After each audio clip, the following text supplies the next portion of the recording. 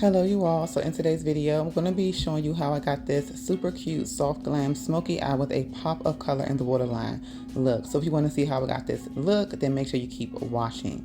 So I'm just going to be cleaning up her brows. I have already started the brows before filming, but I'm just cleaning them up. So I'm going in with a kind of a burnt orange eyeshadow. I'm using this as my transition shade. I'm going to be placing this all over her lids. So to do a soft smoky eye, you definitely want to have a transition shade, whether it be brown, purple, eggplant, black. You just want to make sure you have a transition. So now I'm going in with a soft black shade and I'm lightly sweeping this in her crease. I'm not going to make this a harsh smoky eye. So now I'm going in with a cream black shadow. It's not super black, it's almost like a charcoal, and I'm placing this cream product on her lid because I want the black eyeshadows to have something to stick to. I'm just going in with the crease with a darker shade to intensify the crease. And now I'm going in with a black eyeshadow on top of that cream shade, and I'm just going to be blending this out. I'm going to be going back and forth with about 2 to 3 brushes that I use because I want to make sure that it is a soft smoky eye and not a messy smoky eye, because the smoky eye can look a little messy. I'm going in with my NYX liquid liner. I'm doing a small wing, not too much, but just enough. Even though it's a smoky eye, I still want the liner to kind of show. Ironically enough, I'm going in with the black eyeshadow to smoke out this wing, but I'm doing it in a winged out motion. And I'm also intensifying the liner to give it more of a gradient effect from the actual lid, if that makes sense.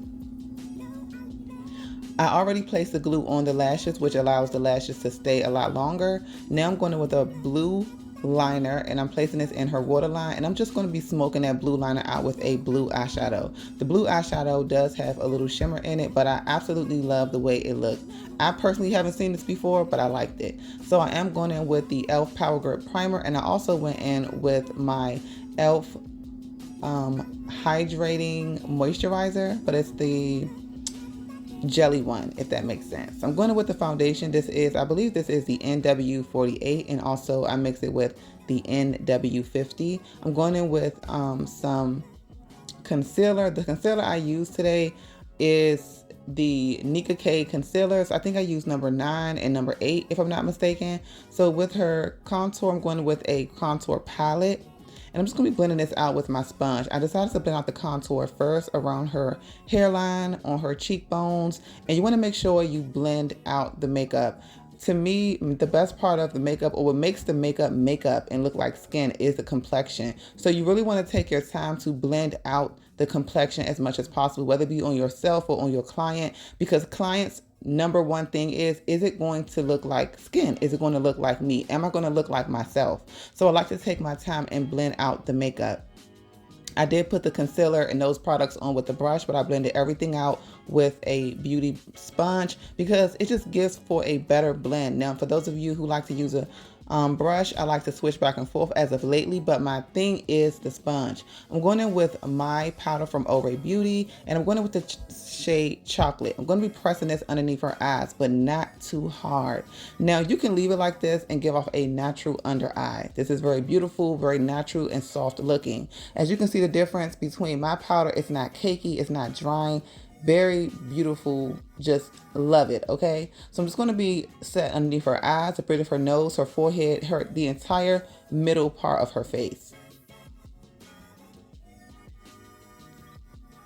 So now I'm setting her face with the powder NW48. Yes, I'm using the shade NW48, and I'm just lightly patting her face, setting it. Okay, now I'm going in with a contour. I did use the contour to contour her face. It went kind of quick. I'm also contouring her nose as well. I'm not trying to make her nose no smaller than what it is. I'm just shaping it and adding some contrast to her nose. I'm going in with some blush from my Juvia's Place palette, and I'm also using my second powder in the shade Banana to give her some highlight. So I'm going to be highlighting underneath her eyes. I'm not going to be pressing this in too hard, but I want to make sure I really put this underneath her eyes. I'm going to let this actually sit while I finish up her makeup, because to me this is going to help her makeup to last a lot longer, and it's going to keep the makeup on. Strategically placing your complexion products on your face is going to take your makeup look so far, you guys. If you guys follow these steps, you're going to be like, oh my goodness, thank you Ray Sean, because my makeup lasted. It looks so good. So you guys can see the placement in which I do it. I'm going to be using the blue eyeshadow again just to reinforce her under eyes to make sure it stays and really pops. I'm going in with my lip liner, which is the roll-on lip liner from my brand Oraybeauty, and this one is in the shade Mocha. This is the darkest brown that I have, and absolutely love it for her complexion. I'm going to be lining her lips. I do like to go in with about 2 to 3 coats. I kind of repeat the lips kind of like over and over again. This is going to help the lip liner last a long time, even if the lip gloss or lipstick were to come off.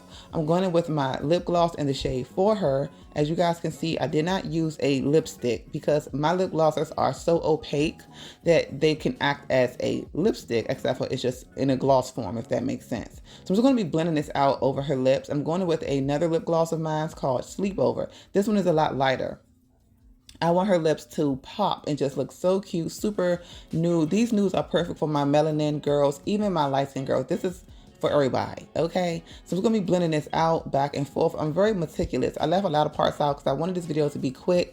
I'm going to be sweeping this powder away using my powder in the shade Chocolate. And as you guys can see, look how good it looks under her eyes. No flashback. This powder does not give flashback. I just want y'all to know, just in case you like, girl, but it's gonna show through pictures. No, you get no flashback. It softens the complexion and her face looks filtered. You guys, this is the finished look.